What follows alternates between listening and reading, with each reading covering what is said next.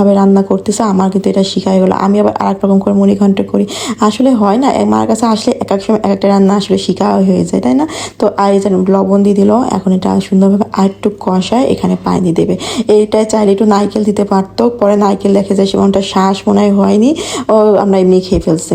তো ওইটা দিলেও হয়তো আরও বেশি মজা মজা হয়ে যেত।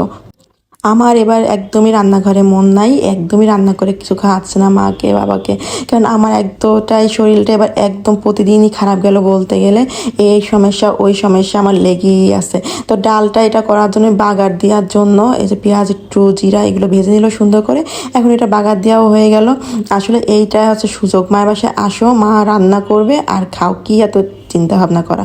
আর এই যে মাথায় সে হেয়ার প্যাক দিয়ে একদম খুব সুন্দর করে বসে আছে, আর আমার তো দেওয়াই হলো না, কারণ আমার প্রতিদিনই ঠান্ডা লেগে থাকতেছে। এক তো ওটাই ঠান্ডা লাগে, আমি বাবুর ভয়ে এসব দিচ্ছিও না, কারণ আমার ওই ঠান্ডা লাগলে আমার বাবুটার ঠান্ডা লেগে যাবে। তো এই জন্য আমি মানে